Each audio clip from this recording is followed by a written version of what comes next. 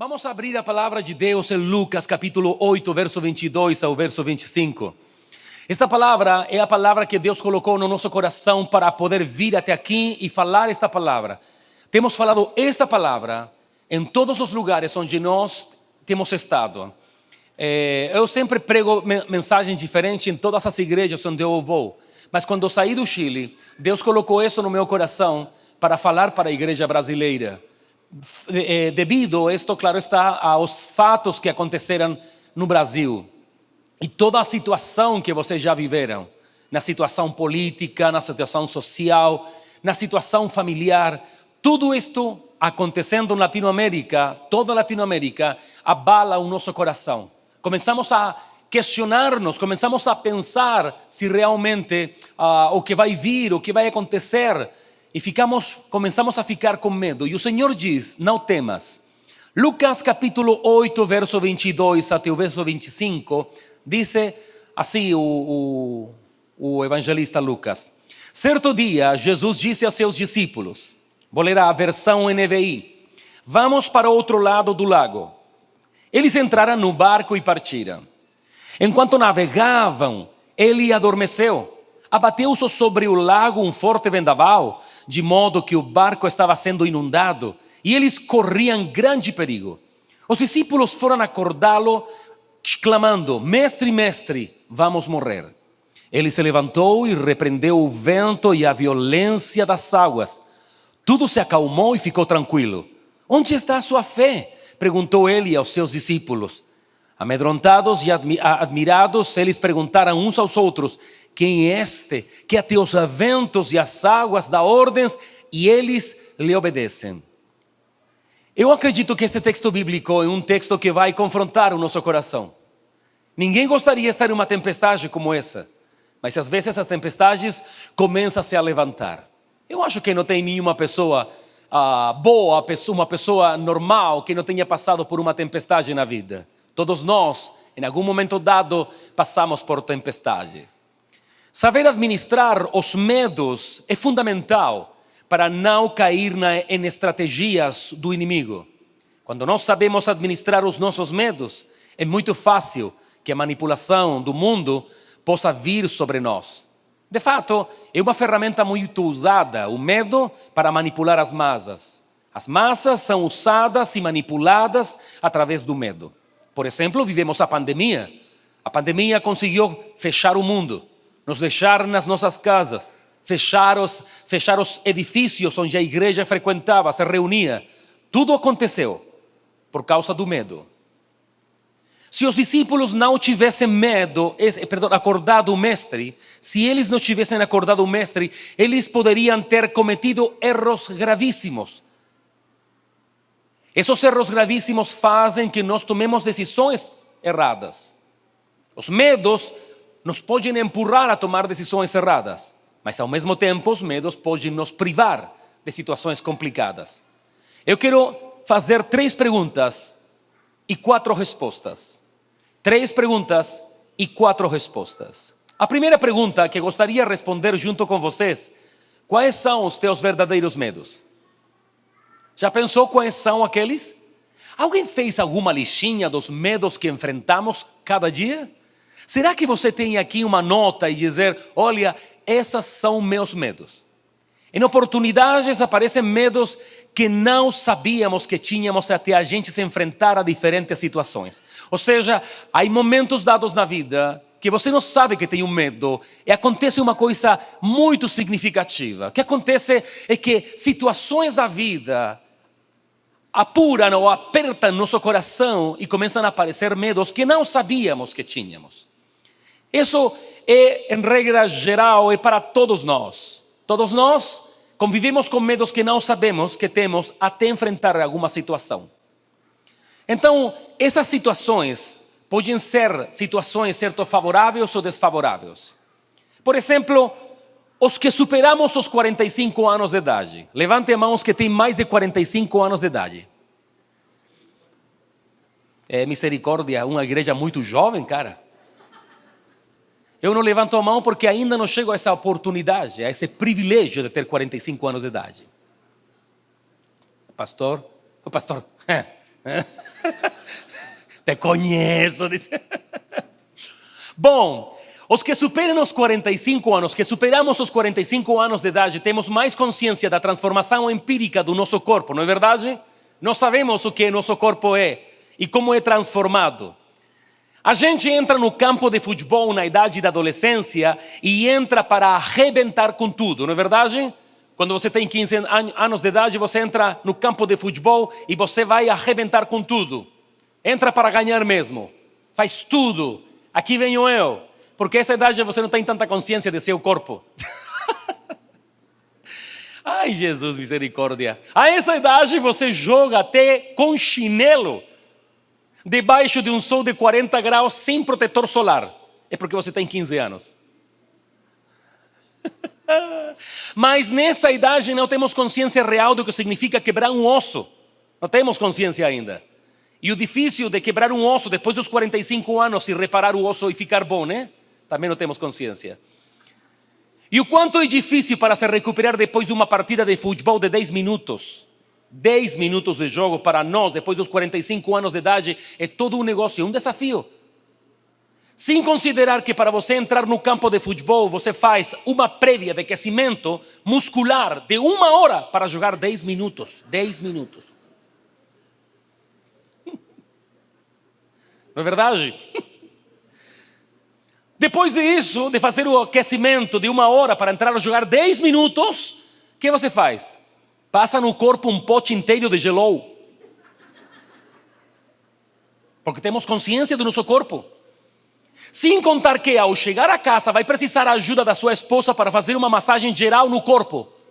Ou seja, você não joga sozinho, joga com a família toda.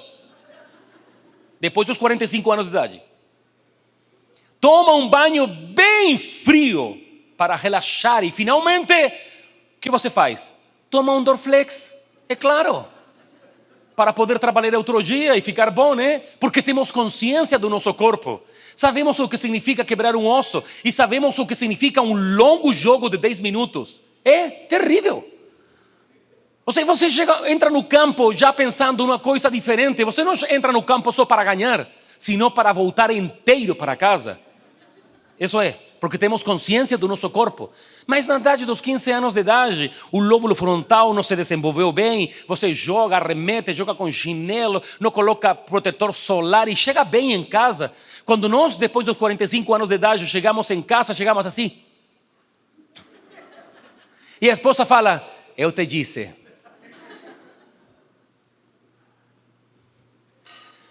Isso é. Essas coisas fazem conosco que nós cuidemos a nós mesmos, porque conhecemos a transformação do nosso corpo. Depois dos 45 anos de idade, aparecem medos que não conseguíamos ter aos 15 anos de idade.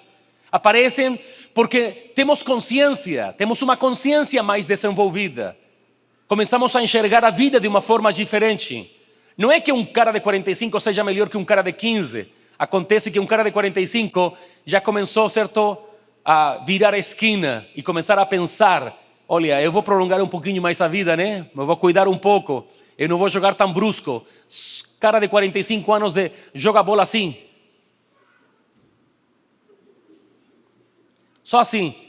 O outro vem de 15, vem arremeter e o cara fica, faz a fita. É assim mesmo, porque temos consciência da transformação. Como a gente na idade avançada temos consciência dessa realidade, entramos no campo então não só para ganhar, sino para não morrer no intento. Ou seja, esse é um medo bom, um medo que me cuida a mim mesmo, um medo que me faz ser consciente de que agora não tenho a mesma habilidade quando tinha 15 anos de idade. Ou seja, inclusive quando você sobe a escada para fazer uma reparação depois dos 50 anos de idade, você sobe de um jeito diferente. Cara de 15 anos de idade sobe correndo, você sobe assim, mexe, chacoalha a escada, chacoalha, mexe, vê se não vai escorregar, coloca, vem aqui, segura aqui, você sobe depois olha para embaixo por se acaso. Tudo isso, faz todo um estudo sociológico para subir uma escada. Todos nós, de uma ou outra forma, temos experimentado medos. Todos nós. Diferentes tipos de medos. Alguns deles são tão poderosos que deixam as nossas vidas paralisadas. A psicologia, aqui tenho a minha esposa que acaba de terminar, certo, egressada de psicologia, diz que o medo pode ser um mecanismo de defesa psicológico e fisiológico, que mantém a gente em uma posição de defesa perante algumas ameaças. Ou seja, você é preparado por causa do medo para tomar uma boa decisão enquanto você tem uma ameaça na sua vida.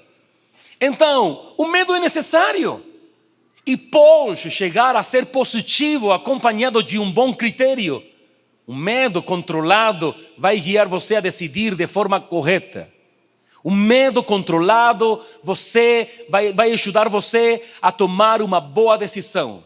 O medo que você controla. O verdadeiro medo dos discípulos.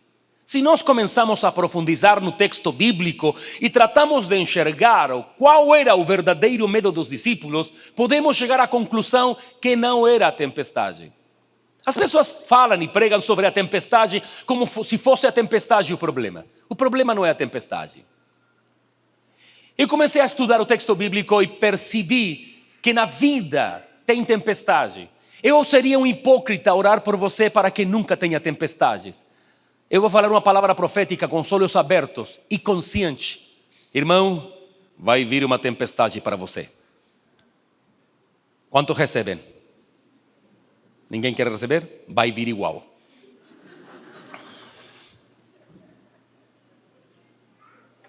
O problema não é a tempestade.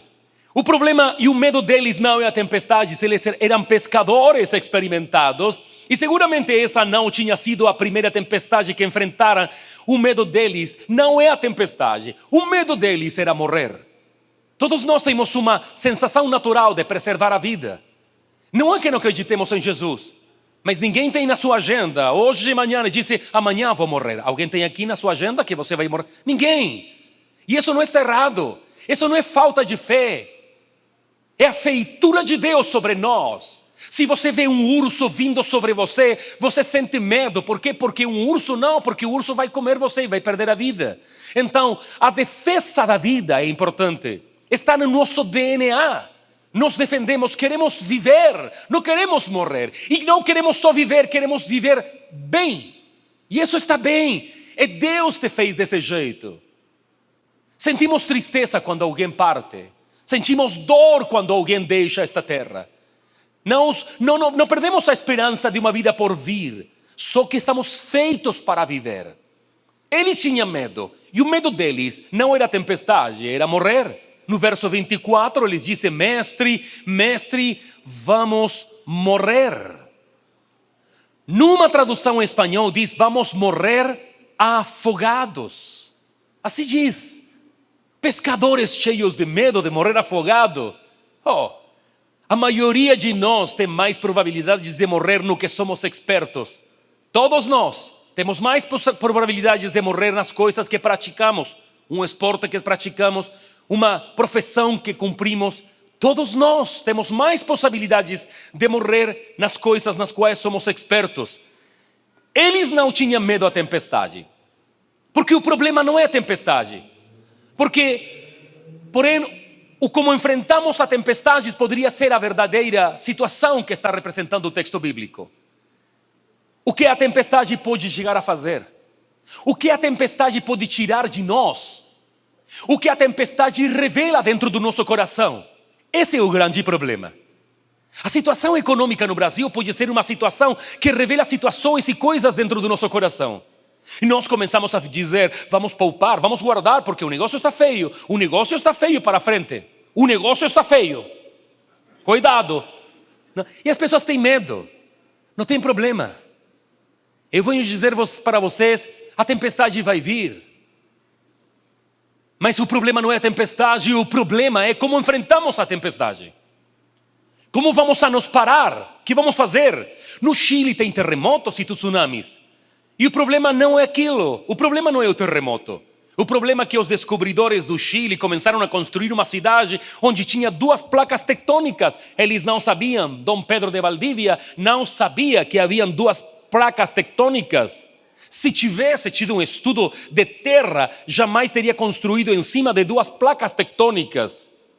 E nós construímos o Chile inteiro, em toda a costa pacífica, onde os terremotos nos acompanham. Por exemplo, no Chile, você não pode entrar, você não entra no banheiro e coloca tranca. No provável, não vai colocar tranca. Por quê? Porque pode haver um terremoto e você fica trancado dentro. Então sempre está segurando. Se você colocou tranca no Chile e começa a mexer um pouco, o primeiro que faz um chileno é destrancar a porta, por se não fica no banheiro.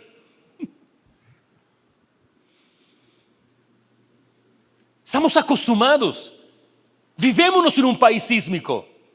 Vivemos em um país frio. Então você chega no frio, lá no Chile, e você tem todas as casas aquecidas, com lenha, com gás, com eletricidade. Mas chega o frio aqui no Brasil, em São José dos Campos. Um tempo atrás fez um frio danado, meus irmãos. E as casas de vocês são super altas. Tudo certo com cerâmico, com porcelanato. Tudo piso frio, tudo branco. Você entra nessa casa e você como esquenta? Misericórdia. Pega uma toalhinha certo desse e fica assim. Vocês no inverno têm que se abrigar para entrar em casa. Nós, ao contrário, tiramos a roupa para entrar em casa. No inverno. É diferente, não é verdade? Porque as coisas te preparam. As situações da vida te preparam. Eu fui missionário aos 21 anos de idade, no sul do Chile, no Golfo de Ancud, para evangelizar os pescadores, e tive a oportunidade de estar em pelo menos 3 tempestades que poderiam ter tirado a minha vida, certo? A vida do capitão. Poderíamos ter morrido lá no mar. Eu estive lá. Eu fui pescador e eu sei o medo que se sente quando o céu fica tudo escuro, tudo fechado, e você está dentro desse barquinho de 7 metros, com um motor estacionário, e as ondas arrebentando no meio. Para pegar no costado, você vira o barco e você cai no mar. Aunque você seja um bom nadador, o melhor nadador da história, você não suporta mais de 15 minutos, morre por hipotermia. E outra coisa é que você entra lá no Chile para ser pescador artesanal e você fica bem abrigado, diz abrigado? Abrigado como filho único. Você já viu filho único? Filho único?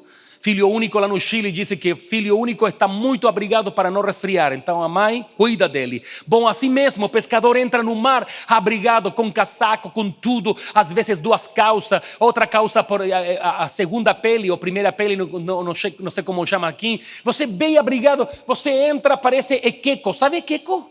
Um boneco que está assim, certo? Um boneco, você cai, afunda.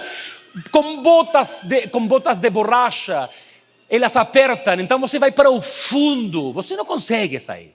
Então não adianta saber nadar no Golfo de Ancud para ser pescador artesanal. Esse é o medo que eu senti, o medo da morte, um modo de dizer: até aqui chegamos com o capitão. As pessoas estão cheias de medo, medos ao futuro, medo à aglomeração de pessoas. E muitos inescrupulosos têm usado o nosso próprio medo para proveito pessoal. A religião, a política têm usado os nossos medos. Eles falam: se você é uma pessoa inteligente, jamais se vai informar pela CNN e pela Globo. Nunca, nunca, jamais. Você é um cara inteligente que pensa, que tem um pensamento crítico. Você vai dizer: eu não me informo na Globo nem na CNN. Está gravado? Edita esse negócio para chegar até o Chile, né? Porque aqui está perigoso falar, né?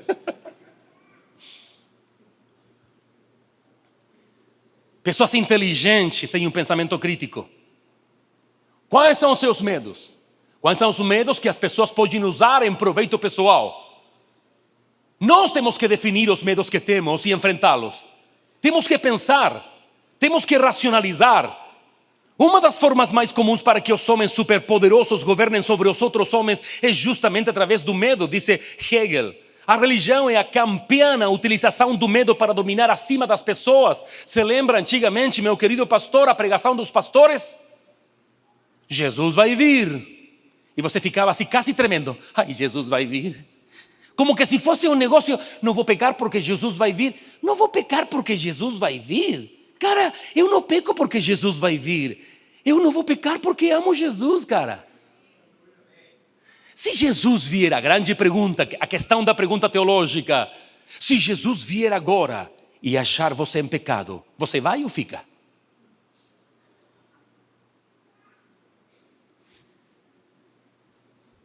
Aí fica todo mundo com dúvida, né? Eu não vou responder, essa resposta vai dar o meu pastor Marcelo.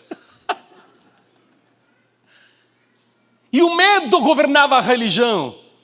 Os pastores queriam então falar para a igreja e que a igreja não faltasse para nenhum domingo. Se você falta um domingo, é que pode ser que você está perdendo a relação com Jesus.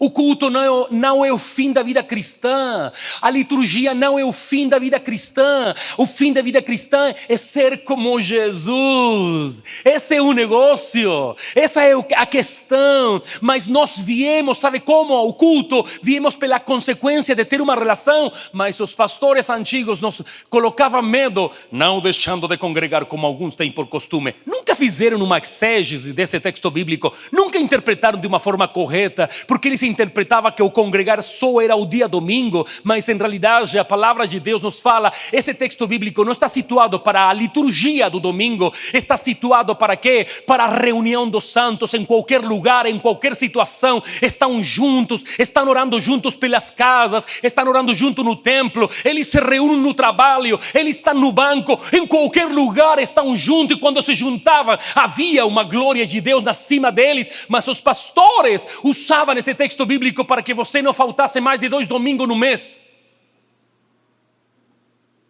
Manipulação, o medo, Jesus vai vir, cuidado! Cuidado que Jesus vai vir! E as pessoas vinham porque, e se Jesus vier? E justo não estou no culto. Imagina, estou vendo o jogo, a final de Brasil-Argentina no Mundial.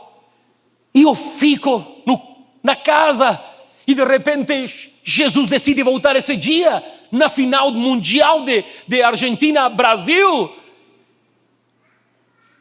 Eu fico com Neymar e Jesus vai com o povo.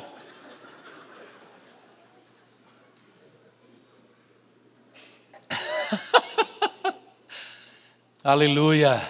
Jesus não é desse jeito. Jesus quer que você tenha confiança. Jesus quer que as suas inseguranças sejam trabalhadas. Muitas coisas produzem medos. Medos que podem estar sentados aqui. Medos em situações difíceis. Medos que às vezes queremos apaciguar através de uma liturgia, através de um acto religioso, mas não através de uma relação profunda de conhecer Jesus. Por exemplo, o abandono paterno produz profundos medos. Quantos de nós fomos abandonados? Quantos de nós vivemos inseguranças? Quantos de nós fomos violentos? Éramos violentos porque tentávamos nos defender. Éramos violentos em casa e tínhamos coisas dentro do nosso coração que queríamos batalhar contra elas, queríamos deixá-las, mas não conseguíamos deixá-las, não conseguíamos abandoná-las. Éramos presos do medo do abandono, não queríamos sofrer outra vez o medo. Quantas pessoas são escravos de outras pessoas porque têm medo a não ser aceitos? Ah não, eles vendem seus princípios. Por que vendem seus princípios? Porque não querem que outras pessoas abandonem eles, que sejamos rejeitados. Às vezes tem homens fortes, capazes, inteligentes no trabalho, admirados no trabalho, mas pouco reconhecidos em casa. E então que eles criam um amor e uma adoração por seu serviço, em seu trabalho, mas em casa ninguém admira eles, ninguém fala para eles que são os melhores, que são fortes, sino que em casa é uma peça mais no núcleo. Em troca no trabalho é o cara, esse é o cara. Os medos podem governar as tuas decisões. Quantas pessoas vivem inseguranças, frustradas, apavoradas, vendem seus princípios para ser aceitos pelo sistema, pelos amigos, pelas famílias? Quantos outros foram violentados sexualmente e hoje as sombras do temor lutam para dominar sobre eles? Quantos foram tocados em suas partes íntimas na sua adolescência e hoje olham para a vida sexual como uma ameaça?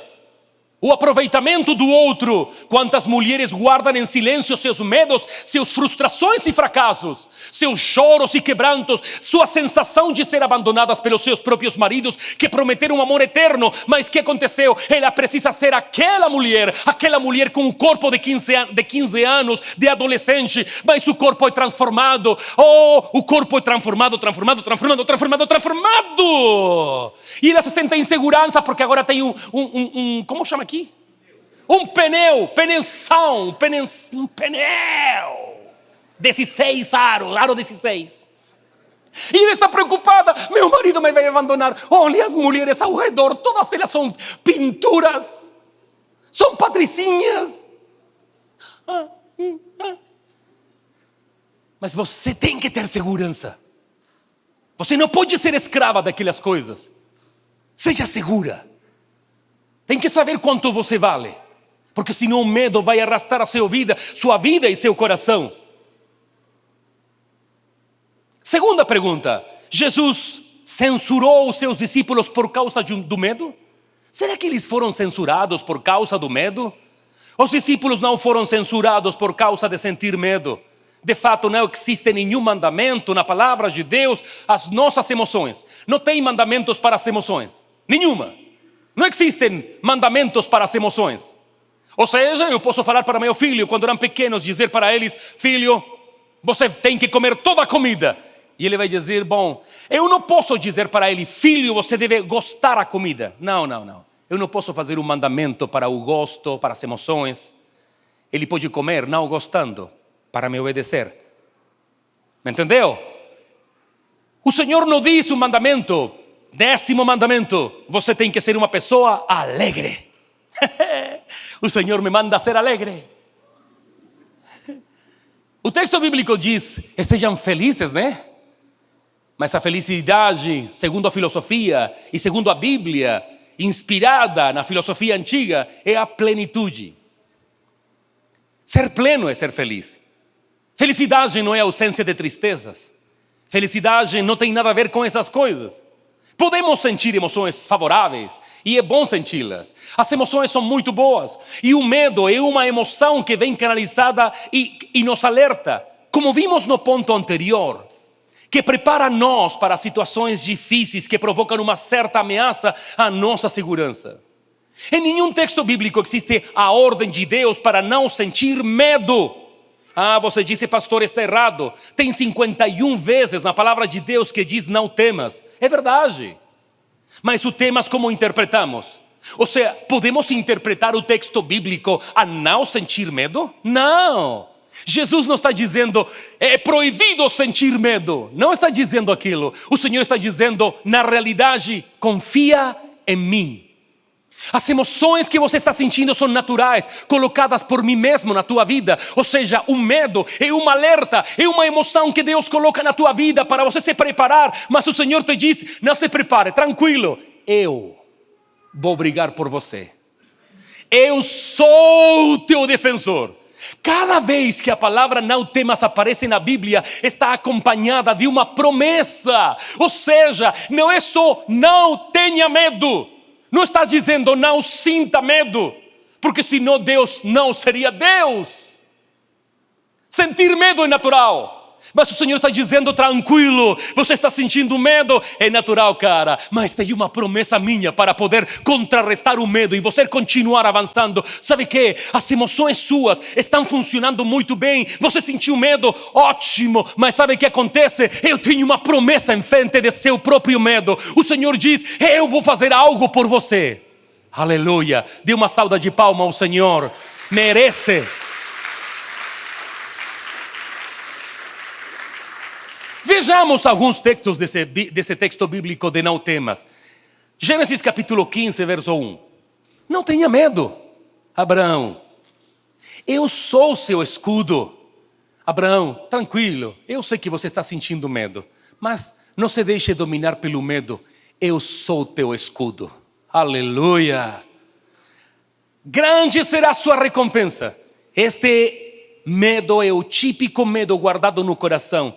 Esse que ninguém imagina que temos. Alguns desses medos acompanham as pessoas até o último dia de suas próprias vidas. São os medos silenciosos que guardamos no coração. Qual é seu medo? Qual é seu medo? Ser abandonada? Ser abandonado?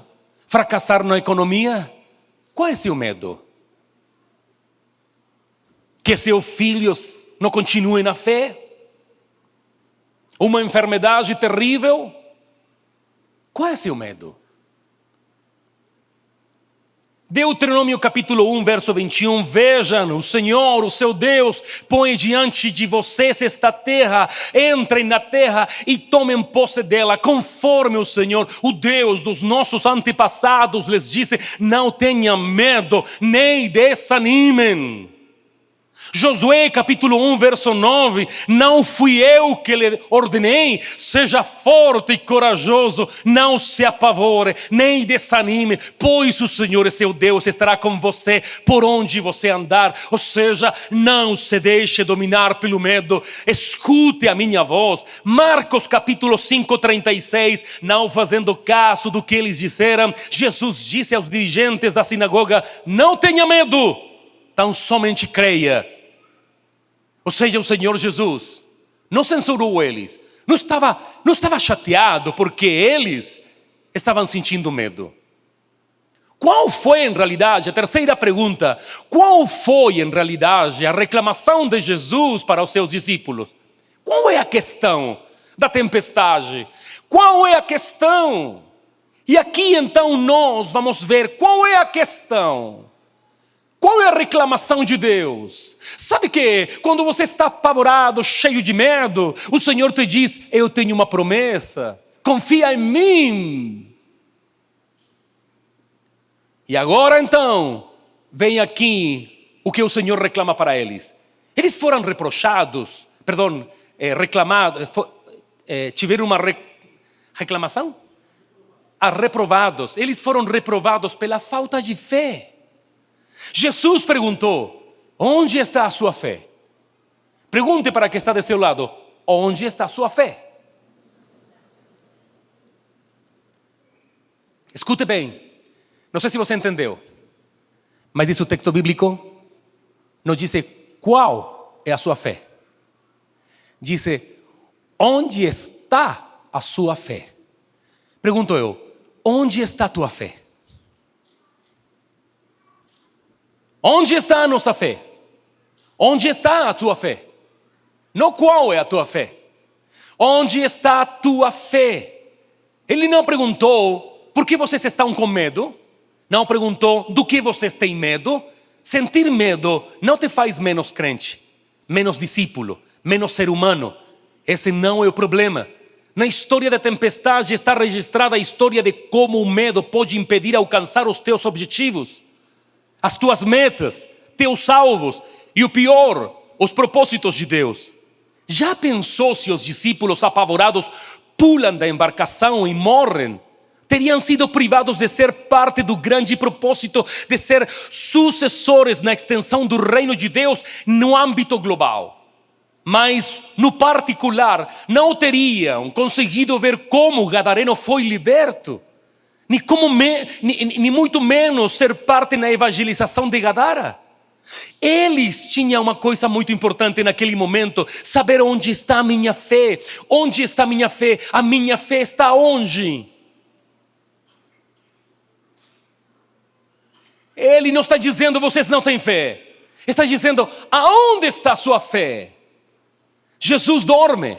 Sabe por que dorme? Em meio da tempestade. Sabe por que Jesus dorme tranquilamente em meio da tempestade? Uma, porque está cansado e é ser humano, 100% humano, 100% humano. Mas a segunda razão é, sabe por quê? Porque ele sabe onde ele vai chegar. No texto bíblico, no verso 22 do mesmo capítulo, diz: vamos para o outro lado do lago. Jesus está dizendo onde eles iriam chegar. cara, se Ele diz que você vai chegar do outro lado, te posso assegurar, você vai chegar do outro lado. Se Ele diz que você vai chegar do outro lado, é aí onde você vai chegar. Então o problema não é a tempestade, o problema é que a fé está no lugar errado. Eles estavam colocando sua fé numa coisa errada. Eles não conseguiram enxergar que na palavra de Jesus, estava a sentença, a ordem, onde eles iam chegar. Com tempestade ou sem tempestade. Não importa a tempestade. Se o Senhor disse que você vai chegar lá, vai chegar lá. Quando o Senhor diz, você vai terminar essa carreira universitária, você acha que tudo vai ser tranquilo? Não, meu irmão. As provas, as situações difíceis, a vontade de desistir. Olha, quantas vezes você já desejou desistir de algo? Eu entrei na faculdade o ano passado para estudar licenciatura em filosofia, e sabe que na metade do ano eu falei para Denise, até aqui eu vou chegar. É muita coisa, é muito ler. E me disse ela, você não vai desistir, você vai chegar até o final. Porque eu falava para ela mesma, quando ela começou a estudar psicologia, ela me dizia no segundo ano, Álvaro, eu acho que até aqui vou chegar. Eu falava, você não vai desistir, você tem que ganhar muito dinheiro e me levar para a Europa.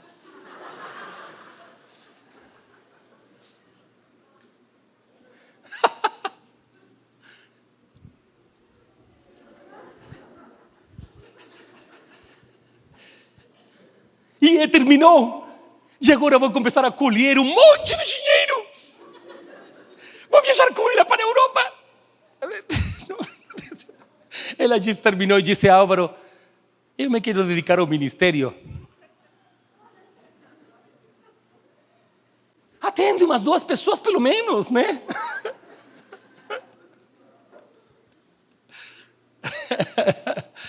Aleluias!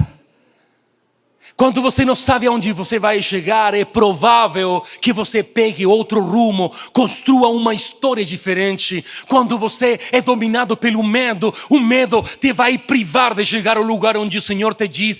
Você vai dizer, não, esse negócio é muito difícil. Não, estou muito bravo. Ser cristão é muito difícil. Vai tomar banho com água fria, cara. Sabe que tudo na vida é difícil, tudo difícil. Alguma coisa é fácil? Sim, uma coisa é fácil. Sabe o que é o fácil? O fácil é fazer. Feijoada é fácil.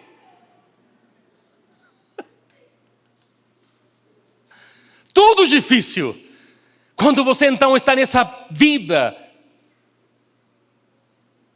fugindo por causa dos medos, não chega ao propósito de Deus. Tem escutado pessoas que depois de muitos anos dizem, se eu tivesse feito aquilo, hoje estaria contando uma história diferente. Se eu tivesse investido esse dinheiro nesse negócio, hoje estaria andando não de Ford Fiesta, estaria andando de Audi. Assim dizem as pessoas. Porque o medo paralisa os grandes projetos de muitas pessoas. E não é problema de andar de Ford Fiesta. O problema é o medo que domina nosso coração. Porque para mim, carro que te leva de um lugar para outro, pronto, cumpriu seu propósito. Mas o problema é que entregamos no nosso coração os nossos próprios medos. Perdemos a fé, nos frustramos, não aceitamos conselhos. Ficamos paralisados. Para ir terminando, eu posso contar rapidamente, na história que você já conhece. O medo vem da raiz fugir. E isso às vezes é bom. Por exemplo, o temor de José faz com que ele fuja de pecar contra Deus e deitar com a esposa de Potifar. Mas às vezes o medo não controlado te faz fugir do propósito de Deus, te desespera. Deus não responde conforme ao nosso medo. Ou seja, Deus não responde conforme a teu medo, jamais. Você disse, Senhor, tenho medo. E ele disse, não tem problema, filho, vem aqui, eu te vou aguardar. Não. Se você disse, Senhor, estou com medo, o Senhor vai dizer para você, vai, homem corajoso. eu estou contigo, vai na luta. E você fala para ele: Senhor, manda outro. O Senhor diz: não, você é o cara que eu escolhi. Senhor, tem outro que é mais capaz. Ele fala bem, é super divertido, é super boa gente. Mas não, eu escolhi você. Eu sou tartamudo, eu travo com a língua, não sei falar. E o Senhor diz: é com você, meu filho. E o Deus tira essas, como se chama esse negócio para fazer torcida? Essas coisas que tem assim. Pompom? O Senhor tira o pompom e diz: Marcelo, Marcelo, Marcelo. Que você acha que o pastor Marcelo chegou acá sem sentir os medos naturais de plantar uma igreja? Já num mês depois de começar a plantar uma igreja, eu disse: será que eu errei? De repente não sou a pessoa? Eu estou só me perdido? Não, senhores.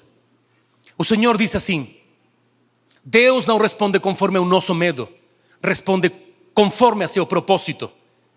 Ele nos diz: não tenha medo, eu sou teu escudo, tua provisão, tua saúde, tua liberdade. Tem cuidado, teu cuidado, tua proteção, teu sustentador, teu escudo, tua paz, tua cura, teu defensor, teu consolo, teu amigo, teu companheiro, teu pastor, teu pão, tua fortaleza. O Senhor é o nosso tudo. Ele diz para você: não tenha medo. Não tem problema quem governe no Brasil, não tem problema quem governe na América Latina. Não tenha medo. A igreja nunca fugiu. A igreja sempre enfrentou, suportou a perseguição dos nazistas, suportou a perseguição dos comunistas, suportou a Lenin, suportou a Stalin, suportou a Fidel Castro, suportou o mundo inteiro. Você acha que vamos ficar calados agora porque tem Deus dentro do STF? Não vamos ficar calados. Vamos falar que Jesus é o nosso Deus. Aleluia. E para terminar esse texto bíblico, olha Moisés, falou para Deus perante seu maior medo, enfrentar a Faraó. Éxodo capítulo 3. O Senhor fala para ele: Moisés, porém respondeu a Deus: quem sou eu para apresentar-me ao Faraó e tirar os israelitas do Egito? Perante uma pergunta tão objetiva como aquela, você esperaria uma resposta mais ou menos como esta. Deus respondendo para seu filhinho Moisés: Senhor, quem sou eu? E Deus falando: você é filho da filha de Faraó, você é meu escolhido, você é o homem de Deus, eu te escolhi antes da fundação do mundo. Essa é a resposta que esperaríamos nós. Olha a resposta de Deus. Verso 12. Eu estarei com você. Ponto. O problema não é quem você é. O problema é quem está contigo. Essa é a questão. Quem você é, o problema da identidade é sua, não é de Deus. Se você tem problema de identidade, não é problema de Deus, é problema seu. O Senhor disse: eu estou contigo. Acabou. Não, Senhor, quem sou eu? Não há problema.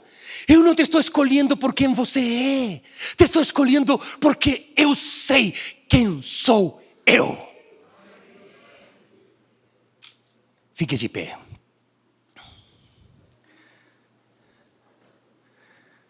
Quais são teus medos e a tempestade que vai vir? O problema não é a tempestade.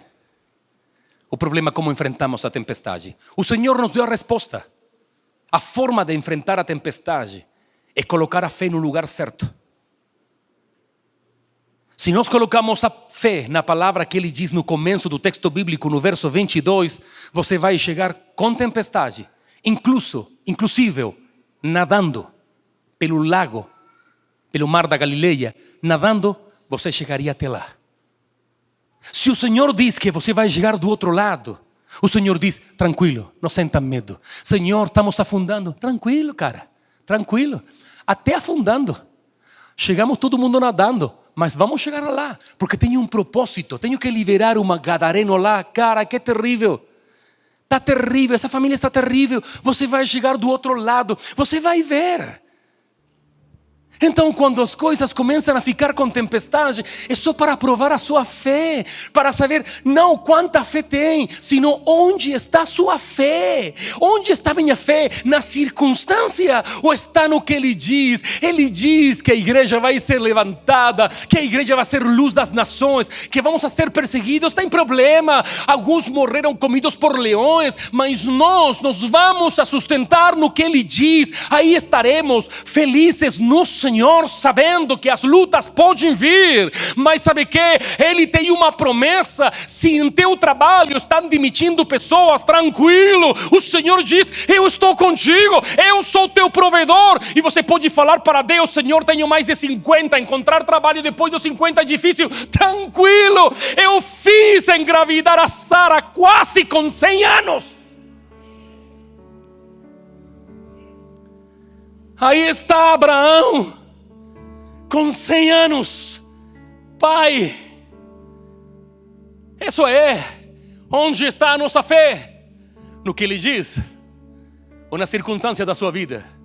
Se você chegar cansa e você está preocupado comendo unha, roendo unha, ai, que vou fazer algo? Não podemos falar nada, não podemos dizer que estamos em contra, temos que ficar calado, porque esses caras matam mesmo. Temos que ser uma igreja silenciosa. Temos que ter sabedoria. Sabedoria temos. Temos que ter ousadia para não calar a nossa voz, o que nós pensamos da fé. No mundo político é outra coisa, mas na fé, que pensamos de nós na fé. Lembre-se também que o capitalismo também não é Deus. Nenhuma das duas. Mas preferimos, certo, o livre mercado. Mas qual é a nossa fé? A fé que temos é que o que plantemos vamos colher. Se plantamos no deserto, vamos colher. Se vamos para a lua e plantamos na lua, vamos colher. Porque é a promessa de Deus. Vai para a terra do cativeiro, tranquilo. Não, Senhor, não queremos ir à terra do cativeiro. É terrível, os babilônicos são terríveis. O Senhor disse: tranquilo, eu vou com vocês. Vocês não vão sozinhos. Vocês vão plantar onde ninguém planta. Vocês vão prosperar onde ninguém prospera. Você vai fazer o que ninguém faz, porque eu estou contigo. Eu estou contigo. Senhor, as minhas forças já não são as mesmas.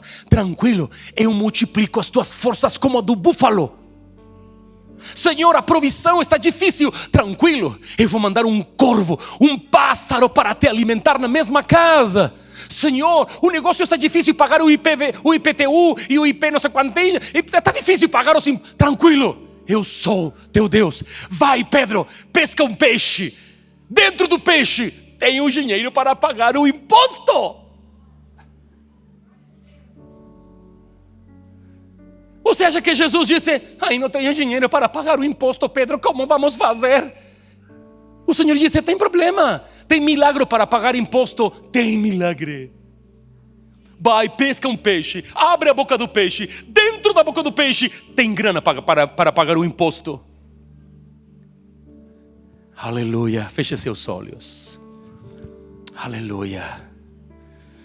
Eu não sei quais são as lágrimas que você chorou e a insegurança do seu coração.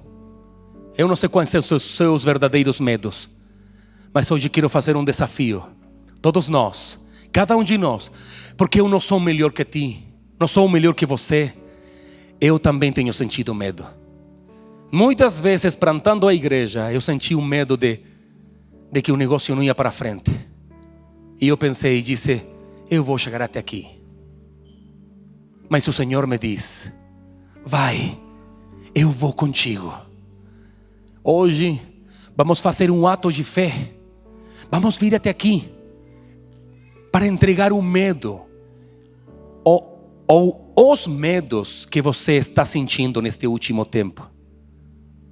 Vem, sai desse lugar, vem aqui e diga: Senhor, eu vou colocar o meu medo nas tuas mãos. Eu vou voltar a casa confiando plenamente na tua verdade. Pode sair desse lugar e diga: Senhor, eu tenho medo, silencioso, calado, Um medo que ninguém, pode vir, pode vir, pode vir. Tenho medo com meu esposo, com minha família. Temos um medo. E às vezes não sabemos como enfrentá-lo. Às vezes tenho medo do futuro. Às vezes tenho medo do futuro. Às vezes tenho medo das coisas. Sabes que às vezes não acredito tanto em mim, não. Sabe que eu sinto às vezes? Me sinto inseguro.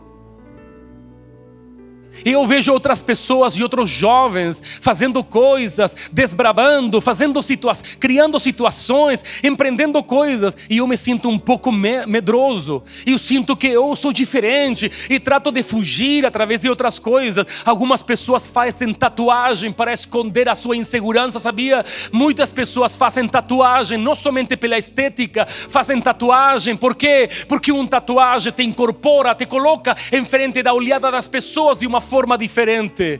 Não estou contra escolher isso. Estou em contra da motivação do coração, em contra da situação. Isso é, meu querido, eu te vi ontem lá e o Senhor colocou no meu coração lá. Você tem uma chamada de Deus para servir a Deus. E eu te vejo fora do Brasil. É muito importante conversar o antes possível com seu pastor. Você tem uma carga no seu coração. Você está conhecendo Jesus de uma forma profunda. E o Senhor diz: vou tirar os teus medos. Vou tirar os teus medos para te conectar com o meu propósito, diz o Senhor. Ele te guardou desde antes da fundação do mundo. Ele protegeu tua vida de situações perigosas. E o Senhor diz: eu te guardei para este tempo guardei a tua vida. Você vai estar lá na frente, não atrás. Será um cara que vai falar e as pessoas vão acreditar no que você fala. As pessoas vão começar a te procurar. Você precisa ser potenciado por alguém que tem uma visão. Quais são os nossos medos? Comece a orar, feche seus olhos.